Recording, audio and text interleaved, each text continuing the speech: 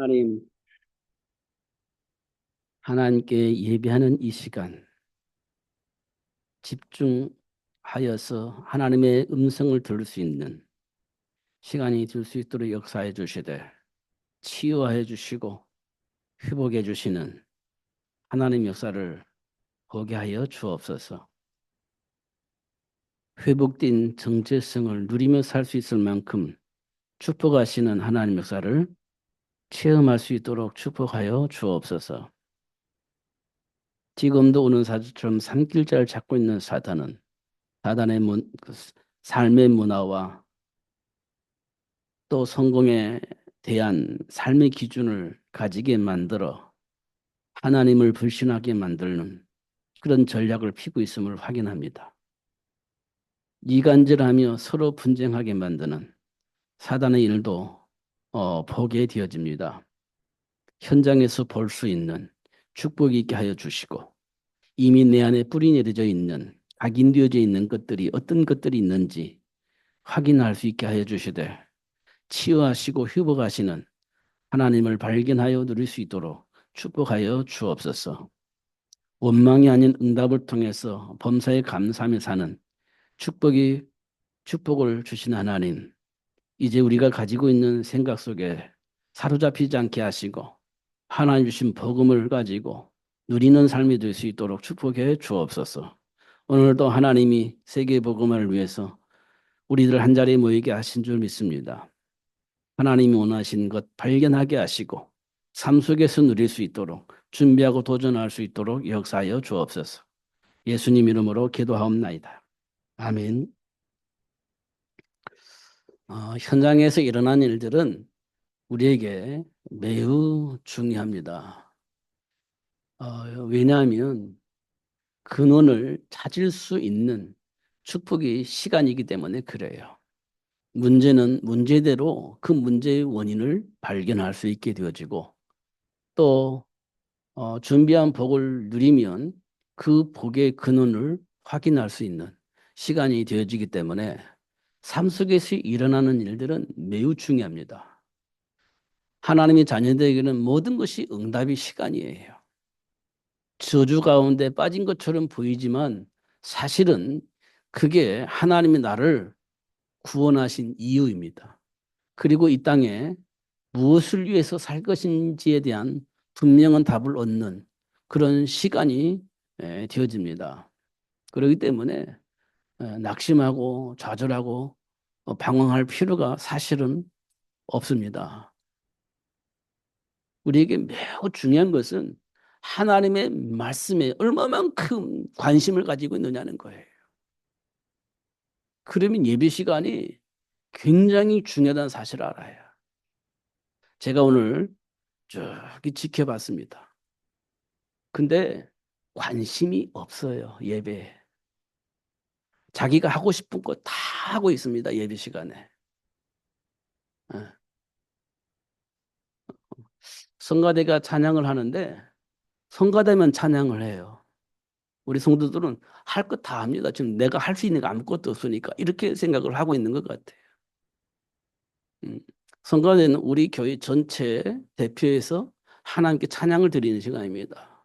그러니까 그 성가대 찬양할 때 우리도 거기에 동참을 해야 되는 게 맞죠. 어. 그래서 우리가 예배 준비를 굉장히 중요합니다. 왜냐하면 예배 시간 전에 와야 예배가 준비가 되죠. 헐레벌떡 오면 이제 준비할 게 많아요. 그럼 예배가 실패하게 되십니다. 음, 집중이 안 돼요.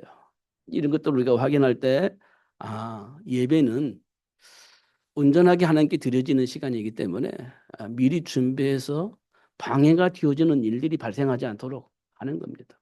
그게 예배 준비입니다. 하나씩 하나씩 우리가 확인해 나가면 이 사단이 얼마만큼 우리를 혼란하게 만들고 하나님께 집중하지 못하게 만들어서 하나님이 주신 복을 누리지 못하게 하려고 방해하는지 확인할 수 있습니다. 그래서 문제와 사건을 통해서 그런 사실들을 확인해 나가시는 겁니다. 하나님께서. 왜냐? 치유하여서 회복되어지게 하려고. 하나님이 준비한 복을 누리게 하려고 하나님께서 그렇게 역사를 하고 계시는 겁니다. 정지받는 게 아니고요. 창피한 일이 아니고요. 하나님이 주신 복을 누리게 하시려고 하나님이 그렇게 역사하시는 거예요. 왜냐하면 그렇게 하지 않으면 치유가 안 일어나면 계속해서 운명과 팔자 같은 삶 속에서 벗어날 수가 없기 때문에 그렇습니다. 그래서 드러내 주시는 거예요. 우리는 창피하지만 창피하다고 생각을 하고 자꾸 멀리 하려고 생각을 하지만 사실은 드러내서 치유하여서 하나님이 약속하신 복을 마음껏 누릴 수 있는 삶을 살 수 있도록 역사를 하고 계시는 겁니다. 성경을 잘 봐보세요. 현장에서 하나님이 준비한 복을 발견케 하시려고 하나님이 역사하고 계신다는 사실을 확인할 수 있어요. 지금 우리 삶의 현장에서 뉴스를 보면 부족해서 이혼하는 게 아니에요. 요즘도 보니까 자꾸 이혼의 어떤 얘기가 나오는데 부족해서 이혼하는 게 아니에요. 차고 넘쳐서 이혼합니다. 차고 넘쳐서 이혼을 해요. 그냥 부족하지 않아요. 그냥 너 없이도 살 수 있어 라는 생각을 하기 때문에 쉽게 이혼을 합니다. 음. 너 없어도 살 수 있어. 충분히 살 수 있어. 뭐 내 경제력이 없어. 내가 뭐 부족한 게 없어 나는. 그래서 나는 충분히 살 수 있어. 너 때문에 고통당하면서 살 필요가 없어. 이런 생각이 있는 겁니다. 그게 차고 넘쳐서 이혼을 하는 거예요. 음. 그런 것도 우리가 볼 수가 있습니다. 그러면 왜 그럴까요? 그게 감정에 불과해요. 감정입니다. 그 감정을 이기지 못하면 살인도 하고, 감정을 이기지 못하면 이혼도 하고, 감정을 이기지 못하면 자식도 버리고, 그렇게 살고 있습니다. 지금 우리 삶 속에서 일어나는 일들입니다. 음, 모든 현장을 확인해 보면 그 감정 때문에 모든 것이 안 되어지는 그 방향으로 가는 겁니다. 정치인들도 감정 때문에 망하는 거예요. 경제인들도 감정 때문에 망해요. 음, 가정도요, 감정 때문에 망하는 겁니다. 인간관계도요, 감정 때문에 망하는 거예요. 그 감정은 잘 확인해 보면 상처로 인하여서 발생된 겁니다. 그 감정은 상처로 인해서 발생된 거예요. 그 상처는 어디서 왔습니까? 그게 하나님을 떠난 문제로 인하여서 시작된 문제예요. 이거 어디에서 말해줄까요? 말해주는 데 없어요. 인격 문제? 그거 얘기는 해주는 수 있습니다. 어, 어. 심리 상태? 그거 말해주는 데 있습니다. 그런데요, 인간의 가장 근본적인 문제의 원인을 말해주는 데는 없어요. 그럼 그걸 누가 말해줘야 됩니까? 교회에서 말해줘야 돼요. 여러분, 위로받는 거, 그거 언제 위로가 되냐면요. 내가 누구인지를 알게 될 때 위로가 되는 거예요. 내가 어떤 사람인지를 알게 될 때 참 힘이 나는 거예요. 내가 누군지 모르는데 힘나는 말을 듣는다고 해서 힘이 나는 게 아니에요. 결국 어느 날 한 개 만나면 무너지는 겁니다. 음. 정말 힘이 나잖아요. 그래, 맞아. 할 수 있어. 그런데 어느 날 한 개 만나요. 그러면 또 무너지는 겁니다. 그러면요, 낙심이 돼요. 그게 반복되다 보면 내 인생을 포기하게 되는 겁니다. 그런 일들이 지금 계속 발생을 하고 있어요. 그러면 사람들은 그거 힘드니까 위로해 주기를 원하고 그러잖아요. 교회에서 자꾸 위로만 해줍니다. 그럼 한 개 만나요. 그럼 어떻게 나중에 포기해버리거든요. 그런데 예수 믿는 사람이 포기해버리잖아요, 인생을요. 그럼 뉴스 크게 나요. 그럼 뭡니까? 예수 믿어도 필요 없네, 소용이 없네. 이렇게 되어지는 겁니다. 그게 왜 그렇습니까? 그걸 사단이 교묘하게 이용을 하는 겁니다. 사단이 교묘하게 이용하는 거예요. 그래, 예수 믿어 필요 없지. 이렇게 되어지는 겁니다. 그럼 어떻게 됩니까? 세상 문화에서 잘 먹고 잘 사는 것이 그 전부야. 이렇게 되어져 버리는 겁니다. 이게 사단의 교묘한 전략이에요. 이런 것도 우리가 확인을 해야 되는 겁니다. 여러분, 갈등하는 이유는 뭐냐? 답이 없어서 갈등하는 거예요. 내가 누구인지를 모르기 때문에 갈등하는 거예요. 그거 이외에 사실 없습니다. 음, 사실 그거 이외에 사실 없어요. 내가 누구인지 알면 상관없어요. 예, 내 안에 있는 배경이 어마무시하거든요. 내 안에 배경이 어마무시한데 그 어마무시한 그 배경이 뭐냐? 창조의 능력을 역사하시는 하나님 내 인생의 배경이에요. 그걸 안다면 아무것도 아닌 것 때문에 살 필요가 없잖아요. 제가 오늘 중고등부 예배하면서 이런 얘기를 드렸어요. 아브라함이 조카 롯에게 왜 다 양보했겠냐? 그럼 난 못 먹고 살으라고 이런 상황이 되었는데 어떻게 양보할 수 있었겠냐? 아브라함이 몰랐을 때는 하나님을 떠나서 애굽으로 갔는데 사실은 하나님의 배경을 알고 난 이후에는 그 어마무시한 그 모든 거 다 양보하고 하나님 편에 섰다. 왜냐? 하나님의 배경을 알았기 때문에. 그 안에 숨겨져 있는 축복이 어마무시하다는 사실을 알았기 때문에 그 아무것도 아닌 거 먹고 사는 문제 때문에 그것 때문에 하나님의 축복을 놓칠 수는 없지. 그잖아요.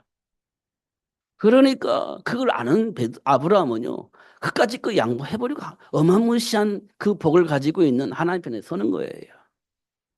그냥 양보하고 하나님 편에 섰더니 복을 받았더라? 그렇지 않습니다. 이미 아브라함은 그 사실을 본 거예요. 그러니까 이거 아무것도 아니에요. 그렇지 않습니까? 밭에 감춰져 있는 부활을 발견한 농부가 자기가 가지고 있는 뭐 다 팔고 왜 그 밭을 하나 샀을까요? 밭에 감춰져 있는 부활을 발견했기 때문에. 밭에 감춰진 부활을 발견했기 때문에 아니 이거 조그마한 거 이거 팔고 버리는 거 아무것도 아니에요. 왜냐? 이 밭 안에는 어마무시한 그 복이 있다는 사실을 알기 때문에 그래요. 이 밭을 살면 나는 모든 것이 다 해결된다는 걸 알기 때문에 그런 겁니다. 음. 바울이 왜 배설물을 버렸을까? 그리스도 안에 감춰져 있는 복을 봐버렸어요. 그러니까 지금까지 살아온 모든 스펙이 예수 안에 감춰져 있는 보아에 볼 때 아무것도 아니에요. 뭐 우리가 세발 피라고 하잖아요. 세발의 피. 이 그리스도 안에 감춰져 있는 이 복을 보니까 지금 내가 가지고 있는 자랑스럽게 생각했던 그 모든 것들이 세발의 피가 되는 겁니다. 그러니까 버리고 하나님 편에 서는 거예요. 못 본 사람은 이해할 수가 없지만 본 사람은 당연히 그렇게 하는 겁니다. 음. 그래서 사도 바울은 뭐라고 했냐? 그리스도를 아는 것이 최고의 지식이다. 이렇게 얘기를 한 겁니다.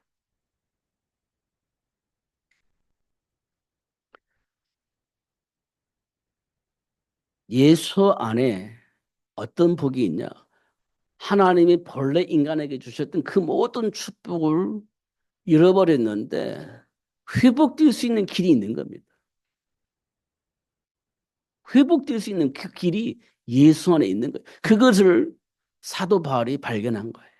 그것도 스스로 연구해서 발견한 게 아니고 핍박하기 위해서 예수를 방해하기 위해서 지금 가고 있는 그 발걸음에 예수님이 불러버린 겁니다. 담에색에서. 그리고 예수 안에 감춰져 있는 복을 발견할 수 있도록 축복하신 거예요. 그리고 나서 보니까 본 겁니다. 보여진 거, 이야, 예수 안에 있는 이 축복이 뭔지 확인한 거예요. 그러니까 그동안 자기가 가지고 있던 그 모든 것과 비교해 보니까 말도 안 되는 겁니다. 그러니까 버리고 그 편에 서는 거예요. 여러분, 우리가 그런 복을 받은 사람들입니다. 지금 몰라서 그렇지. 여러분이 그걸 못 봐서 그렇지. 사실은 그런 복을 받은 사람들이에요. 음. 아브라함이 다 버리고 예수님 따라가다가 못 보니까 어떻게 다른 길 가버리잖아요. 베드로가 그 어마무시한 복을 받았는데 모르니까 예수님을 저주하면서 다른 길을 가버리잖아요. 그런 모양으로 지금 우리가 살고 있는 겁니다. 그럼에도 불구하고 하나님 우리와 함께 계셔서 그 복을 보는 날을 하나님이 주신다는 거예요. 그걸 보고 우리는 시간표라고 하죠. 그러면 돼요. 여러분, 예배를 굉장히 중요하게 생각을 해야 됩니다. 음, 예배 시간에 어디 왔다 갔다 하고, 그러면요, 여러분 준비 안 된 거예요. 그잖아요. 어. 그러니까 우리 예배 시간에는요, 딱 정리를 해야 됩니다. 제가 어릴 때 들었던 얘기입니다. 우리 목사님을 통해서. 근데 교회사에서 나와요, 그게.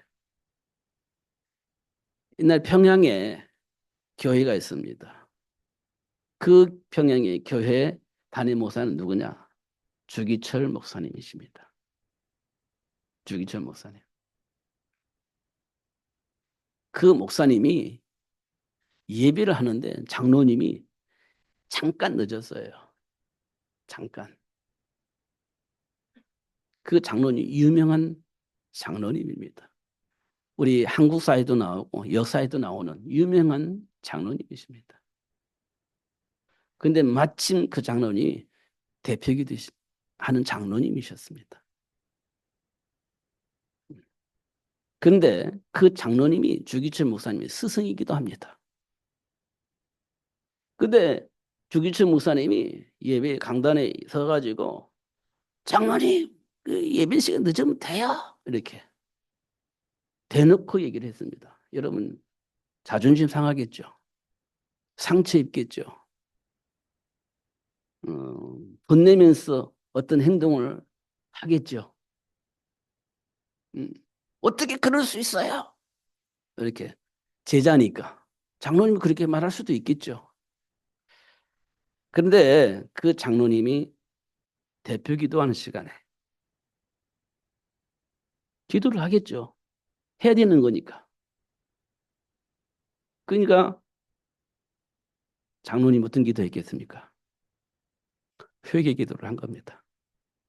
장로가 돼가지고 늦게 오고 이렇게 예배 시간을 방해하는 짓을 했습니다.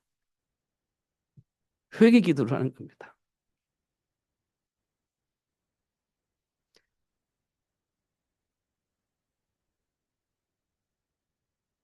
그게 하나님과의 관계가 회복된 사람이에요. 그잖아요. 이런 상황입니다. 그러니까 우리가 딱 준비를 잘 해야 돼요. 초대교회는 그 옛날에 우리 처음에 교회는요. 예배 시간 되면 문을 닫아버리는 겁니다. 예배당에 들어오지 못하도록. 그러면 어떻게 되겠어요? 눈물을 흘리며 회개하는 겁니다. 예배당에 못 들어온 내 자신을 향해서 회개하고 눈물을 흘리는 거예요. 지금은요. 이 교회 아니면 다른 게 없나? 하고 돌아가는 거죠. 이만큼 하나님과의 관계가 우리는 이상해진 겁니다. 이런 것들을 우리가 잘 살펴볼 필요가 있어요. 우리 감정이 그만큼 하나님과 관계가 연결되어 있지 않다는 거예요. 뭐, 여기 아니면 없나? 여기는 뭐 여기저기 교회가 너무 많아요. 언제든지 환영하는 교회가 많습니다. 그러니까 하나님과의 관계가 회복되지를 않아요. 조금만 하나님과의 관계를 회복할 수 있도록 말해주면 상처받고 돌아가 버리는 그런 상황이 벌어지고 있습니다. 그만큼 하나님과의 관계가 없는 신자들이 이 땅에 너무 많아요. 이런 것들을 확인해 볼 때, 그래, 관계가 회복되지 않으면 운명과 팔자 같은 삶에서 벗어날 수가 없는 겁니다. 우리 다 상처받을 수밖에 없는 상처를 가지고 있기 때문에 그렇습니다. 반응이 그렇게 나타날 수밖에 없어요. 그럼 어떻게 되냐? 그리스도를 잡아야 되는 겁니다. 그리스도 답이 나버려야 돼요. 십자가에 박혀 죽으시고 3일 만에 부활하신 그 그리스도를 통해서 내 인생이 답이 나버려야 돼요. 그러면 모든 것이 회복되어지고 모든 것이 치유가 되어지고 하나님과의 관계 속에서 약속하신 복을 누릴 수 있는 축복의 시작이 되어지는 겁니다. 그렇지 않으면 내가 가지고 있는 문제, 장차 올 수 있는 문제, 그걸 해결하기 위해서 누군가를 찾아가게 됩니다. 누구 찾아가겠습니까? 점쟁이 찾아가겠지. 예. 뭐 이렇게 막 말해주는 사람 찾아가겠지. 예. 철학관 찾아가든지, 사주팔자 보기 위해서 무당을 찾아가든지 찾아가겠죠. 그럼 그 사람들은 굉장히 위로운 말, 답을 줄 겁니다. 미래에 어떻게 될 것이라는 답을 줄 겁니다. 그러니까 찾아가는 거예요. 위로해 주지, 미래에 대한 답을 주지. 얼마나 좋아요. 찾아가는 겁니다. 근데 그들은요, 뭘 알려주지 못하냐면 그 문제의 근원을 몰라요. 안 알려줘요. 모르니까 안 알려주는 겁니다. 그냥 너 팔자는 그거야. 그러니까 그런 문제 있었지? 근데 그런데 보니까 너 이렇게 열매가 나올 거야. 라고 하는 답을 줘요. 그 문제의 근원, 그 문제의 근원을 말해주지 않습니다. 그 문제의 배경을 말해주지 않아요. 그냥 가문의 문제, 타고난 팔자, 이거밖에 말해줄 게 없어요. 모르니까. 근데 성경은 뭘 말하느냐? 그 문제의 근원, 배경, 그거 알려주는 겁니다. 그거 얘기를 해줘야 돼요. 그래야 여러분이, 아, 이 문제의 근원이 이런 거였구나. 그래서 하나님이 예수님을 통해서 이 문제의 근원을 회복할 수 있도록 정체성을 회복시켜 주신 거구나. 이렇게 답을 얻으면요. 어떤 문제 앞에서도 상관없어요. 왜냐? 정복하고 다스릴 수 있는 권세가 있으니까. 그게 하나님이 우리에게 원하시는 겁니다. 잘 확인해 보면 그래요. 근데 우리는 나도 모르게 바리새인들처럼 똑바로 살아 이렇게 되는 거거든요. 똑바로 살 수가 없는데 어떻게 똑바로 살겠습니까? 정상적으로 살아. 정상적으로 생각해. 정상적으로 생각을 할 수가 없고 정상적으로 삶을 살 수 없는데 정상적으로 어떻게 살겠어요? 아무리 말해도 그게 안 되는 겁니다. 그게 배경이에요, 배경. 그거 어떻게 하겠습니까? 어, 세상 말로 때려 죽여도 안 되는 건 안 되는 거 아닙니까? 그런데 할 수 있어. 하면 돼. 라고 하면서 강조를 합니다. 강요를 하는 겁니다. 안 돼요. 그래도. 그럼 어떻게 됩니까? 근원을 알아야 돼. 정체성을 알아야 돼. 회복시켜줘야 되는 겁니다. 내가 누군지 알 수 있도록 도와줘야 되는 거예요.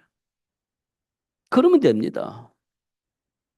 근데 그게 쉽지 않아요. 만만치 않아요. 왜? 사단이 방해하고 있으니까.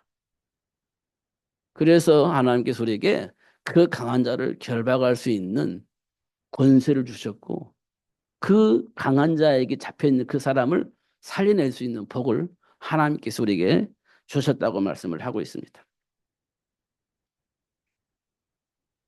하나님과의 관계를 회복하는 것이 가장 중요한 겁니다.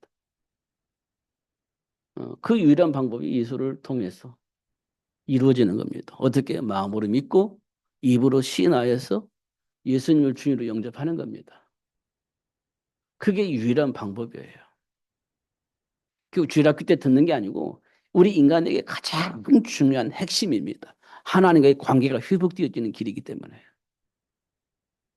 어. 그러면 나머지는요. 이제 하나님이 나를 이끌어 가십니다. 그걸 보고 우리는 성령 인도라고 하는 겁니다. 하나님께서 우리에게 이 삶의 현장을 보면서 말씀해 주신 것이 있습니다. 혼돈하고 공허하며 흑암이 깊음이 있다. 이렇게 말씀을 하셨어요. 제가 조금 전에 이혼 얘기를 했어요. 너무 풍부하기 때문에 너 없이도 내가 살 수 있어. 너 때문에 내가 불행해. 너 없으면 내가 행복할 것 같아. 이런 생각 때문에 이혼을 하는 거거든요. 같이 사는 것보다 혼자 사는 것이 내가 더 행복할 것 같아. 그럼 이혼하는 겁니다. 그런 모습을 보고 우리 청소년들이 아, 결혼하는 것보다 안 하는 게 좋을 것 같은데 이런 생각을 하게 되는 겁니다. 그게 영향력입니다. 저렇게 훌륭한 사람들이 못 산다고 이혼하네? 그러면서 안 하는 게 더 좋을 것 같아. 이런 말들을 하게 되거든요. 그게 이제 영향을 오는 거예요. 우리 랩런트들. 그게 무슨 짓이냐? 그게 사단의 짓이에요. 그게.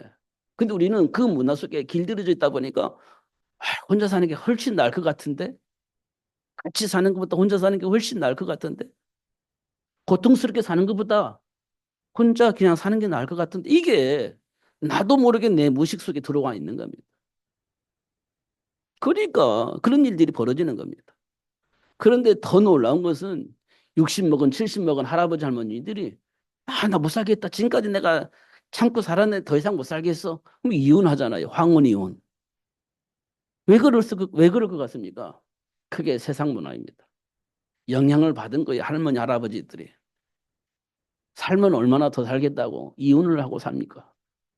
근데 세상 문화에 영향을 받으니까 내가 1년을 살든 2년을 살든 이제 당신 없이 나 혼자 행복하게 살고 싶어. 이런 마음이 들어오니까 황혼 이혼을 하는 거예요. 이런 일들이 왜 일어나? 그게요. 하나님의 계획 속에 준비되어 있는 남자와 여자의 모습을 왜곡시키고 이간질시킨 겁니다. 그런 일들이 삶 속에 일어나요.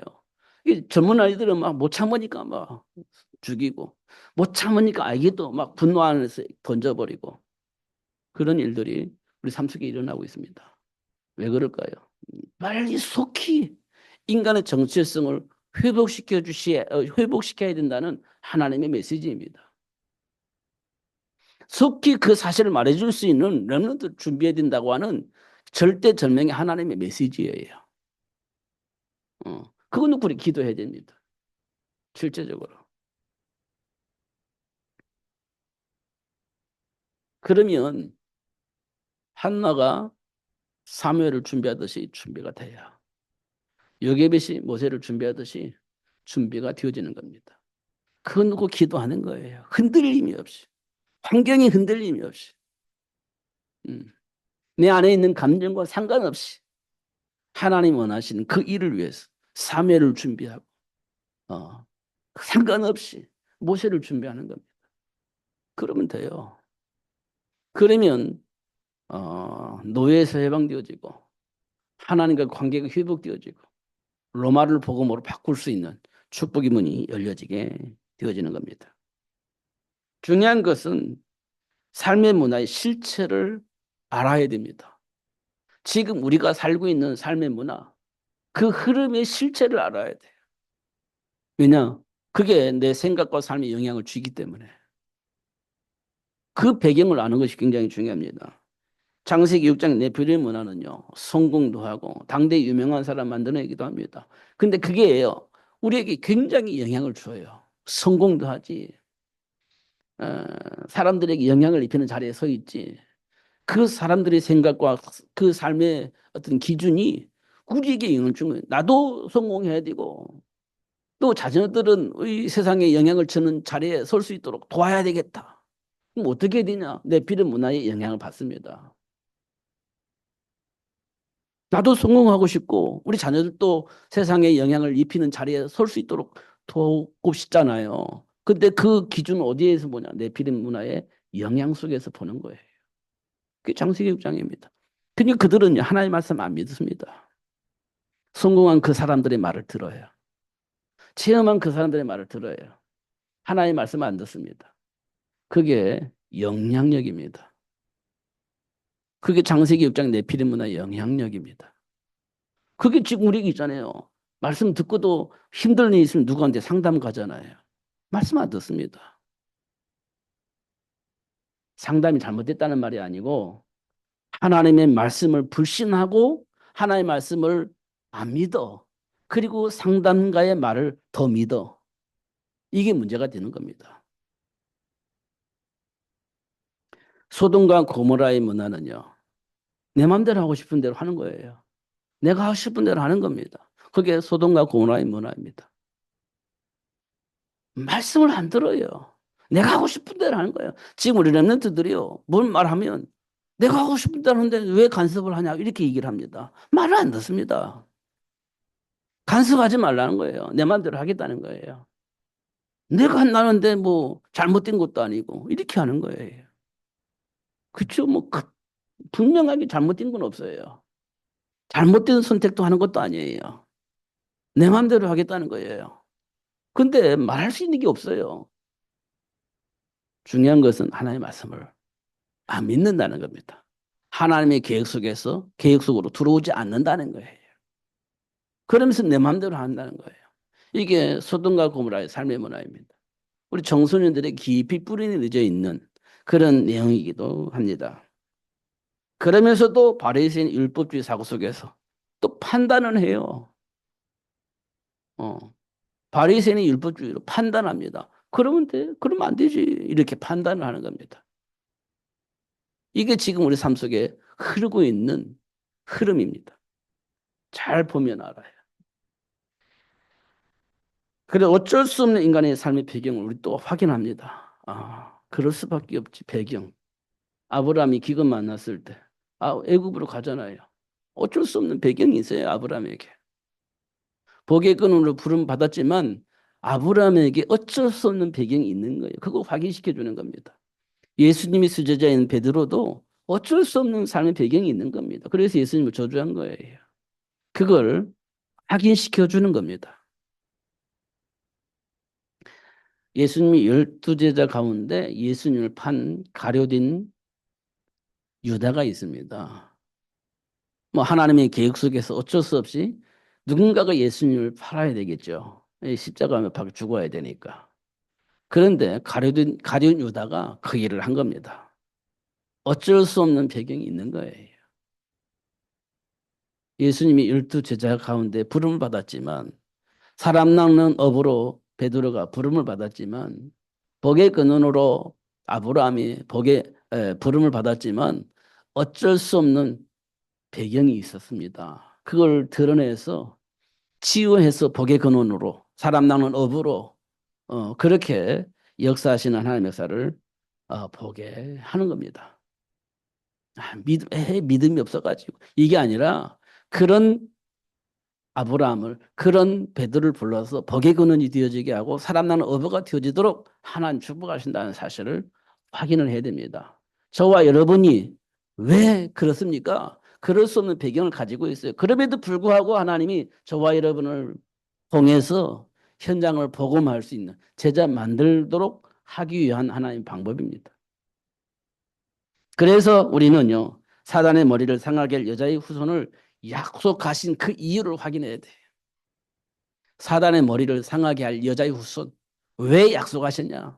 우리가 사단에 잡혀 있잖아요. 잡혀 있잖아요. 평생 그렇게 살아야 되잖아요. 그렇기 때문에 하나님이 우리를 위해서 사단의 머리를 상하게 할 여자의 후손을 보내주시기도 약속을 하신 겁니다. 그 전에 우리는 무슨 일을 사단이 시키는 대로 하겠죠. 많은 온갖 짓을 하겠지. 그거 막 드러나겠죠. 그때마다 하나님께서 우리에게 그러기 때문에 내가 너를 위해서 여자의 후손을 약속을 하신 거야 라고 응답을 하신다는 사실입니다. 그럼 그 안에 있으면 되는 거예요. 그 안에 있으면. 중요한 것은 하나님 우리와 함께 하시려고 그렇게 여자의 후손을 약속을 하셨다는 거예요. 하나님은 죄를 범하고 하나님을 떠나서 사단의 마귀 자녀가 되어져 가지고 종노를 할 수밖에 없는데 그런 우리와 함께 하시려고 여자의 후손을 약속하셨다. 이렇게 말씀을 한 겁니다. 그리고 죄와 사망의 법에 묶인 우리를 해방시키기 위해서 하나님 우리를 부르셨다. 여자의 후손을 보내주셨다. 이렇게 말씀을 하고 있는 겁니다. 그리고 저주 속에 있는 자들을 해방시켜 주시고 하나님 준비한 축복을 누릴 수 있도록 하나님 주신 복음을 전하기 위해서 하나님 우리를 불러주셨다. 그리고 귀신을 내쫓는 권능을 가지게 하셔서 사단과의 싸움에 승리할 수 있도록 하나님 우리를 축복하셨다. 이렇게 말씀을 하고 있습니다.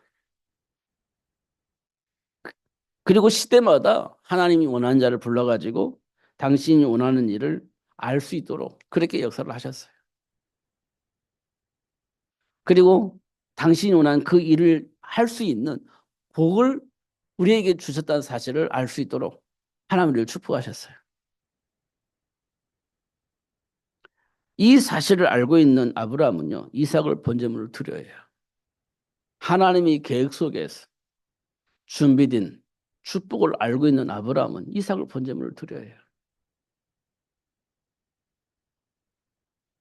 그리고 예수가 그리스도임을 알았던 초대교회 성도들은 전도를 위해서 생명을 드렸어요. 전도하며 생명을 드렸어요. 왜냐? 그게 사람을 살리는 길인 걸 알고 있었고 그렇게 해야 된다는 사실을 알았기 때문에 거기에 생명을 걸어버린 겁니다.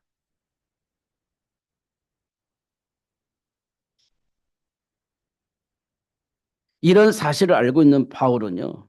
삶의 모든 배경을 자기 지금까지 살아왔던 모든 배경을 배설물로 여기고 오직 그리스도 로마 복음을 향해서 갈 수 있는 삶을 살 수 있도록 축복하신 것을 확인할 수 있습니다.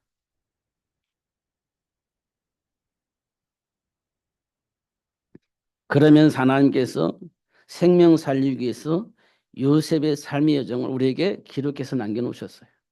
요셉이 어떤 삶의 여정을 가는가? 그 여정 속에서 요셉이 누린 축복이 뭔가? 왜 그런 삶의 여정을 가게 하셨는가? 생명 살리기 위해서. 이렇게 말씀을 하고 있습니다. 그게 요셉의 여정입니다. 모세의 여정은 노예의 현장 속에 태어난 겁니다. 우리는 어, 금수저 이런 거 있잖아요. 흙수저 이런 거 있잖아요. 그럼 모세는 어디 가정에 태어났겠습니까? 금수저의 가정에 태어났겠습니까? 흙수저의 가정에 태어났겠습니까? 노예 가정에 태어났습니다. 노예 가정에서. 모세는 노예 가정에서 흙수저 중에 수저예요. 인격이 없는 동물 취급당하는 그런 노예 가정에서 태어난 겁니다. 누가 모세가요. 흙수저 중에 흙수저예요. 그런데 하나님은 그 모세를 통해서 이스라엘 백성들을 해방시킵니다. 그리고 그 모세를 통해서 가나안 땅을 회복할 수 있도록 역사하세요. 중요한 건 금수저가 중요한 것도 아니고 흙수저가 중요한 것도 아니에요. 하나님의 배경 속에 있는 것을 아는 것이 중요한 겁니다. 그러면 돼요. 흙수저가 무슨 의미가 있습니까? 하나님의 배경 속에 있으면 되는 거지. 너무 배경이 없어가지고 나는 흙수저를 아무것도 할 수, 이거 정말 몰라서 그런 겁니다. 그리스도 안에 있으면 다 할 수 있어요.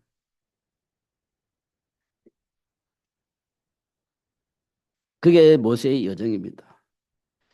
근데 금수저 중에 금수저가 누구예요? 바울이에요. 금수저 중에 금수저가 바울입니다. 그런데 그걸 버리고요. 로마 복음을 향해서 가잖아요. 그게 중요한 겁니다. 현장을 보면 흙수저니 금수저니 이 말을 하겠지만 그리스도 안에 있으면 금수저 괜찮고 흙수저 괜찮아요. 그 배경을 누리면 되는 겁니다. 내게 능력 주신 자에서 모든 것을 할 수 있다. 다 버렸는데 뭘 할 수 있어요. 사도 바울은 다 버렸는데 예수 안에 있으면 다 된다는 겁니다.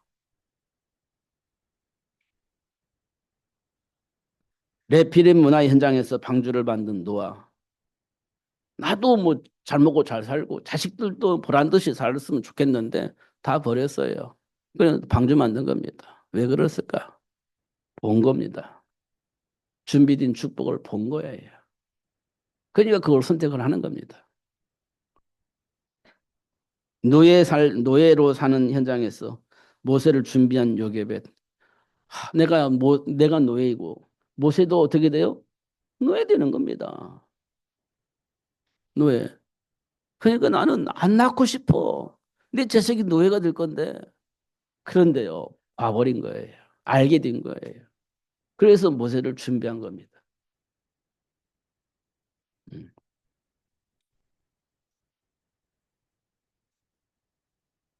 그러면 사도 바울처럼 로마를 복음할 수 있는 그런 렘넌트가 준비되는 겁니다.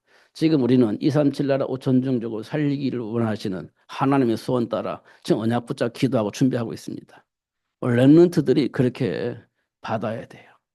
그러면 렘넌트들이 그런 응답을 받으려면 부모가 준비되어야 됩니다. 그러면 돼요. 그러면 그 준비된 부모를 통해서 준비된 렘넌트 나오면서 그 렘넌트를 통해서 환경이 바뀌어야 해요.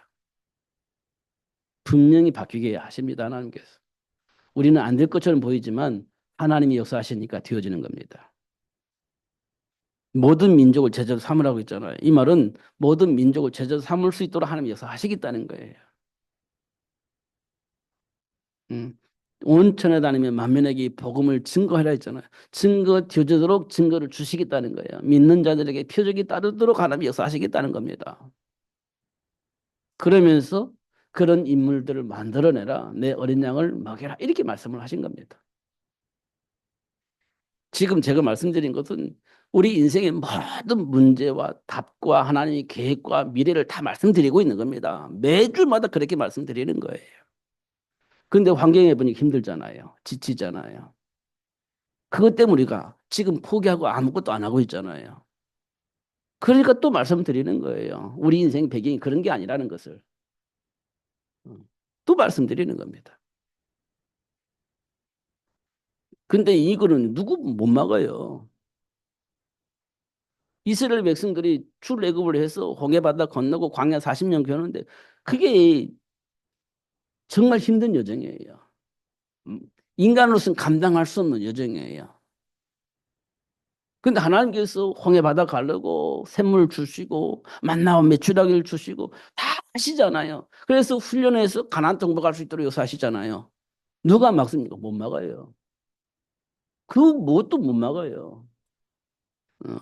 뭐 천재지변 그것도 못 막아요. 그 어떤 강한 힘을 가지고 있는 자들 못 막아요. 하나님이 다 방어해 버립니다. 안 되는 겁니다. 그래서 결국은 뒤어지는 거예요. 그러니까 하나님의 배경을 아는 사람은요, 뒤어지는 겁니다. 지금 당장 안 되는 것처럼 보이지만 결국은 뒤어지게 돼 있어요. 왜냐? 하나님의 배경 속에서 기도하고 인도받기 때문에 그렇습니다. 그러면 어떤 일이 벌어지냐? 증인이 뒤어지는 거예요, 증인이. 그러면서 자꾸 사람 만나면 얘기해주고, 사람 만나면 현실적인 거 얘기해주고, 사실적인 거 얘기해주고, 실체적인 거 얘기해주고, 그 복음을 누릴 수 있도록 도와주고, 그렇게 하는 겁니다. 그걸 보고 우리는 다락방, 팀사역, 이렇게 얘기를 하는 겁니다. 사실을 얘기해 주는 거니까 이건 반복하는 게 아니에요. 사실을 얘기해 주는 거니까. 그러면 돼요. 가장 중요한 것은 세계를 복음할 수 있는 어린 양들을 먹이는 겁니다. 그래서 예수님께서 네가 나를 사랑해? 그럼 내 어린 양 먹여야지. 이렇게 얘기를 한 겁니다. 다시 한번 문제의 근원을 확인하시고 그 문제에 대한 답을 쓰시는 여러분 되시기를 예수님으로 축복합니다. 환경에, 감정에, 내 생각에, 뭐, 체험한 그걸 가지고 쓰지 마시고 예수를 통해서 답을 쓰셔야 됩니다. 그러면 풀리게 될 겁니다. 기도하겠습니다. 하나님 아버지, 감사합니다. 오늘 또 최고의 복을 주셔서 감사합니다. 다시 한번 확인할 수 있는 축복의 시간이 될 수 있도록 역사해 주시되 내 생각을 바꿀 수 있도록 그리스도 안에 준비된 복을 볼 수 있도록 은혜의 은혜를 더하여 주옵소서. 누릴 수 있을 만큼 성령의 충만함을 이렇게 주옵소서. 예수님 이름으로 기도하옵나이다. 아멘.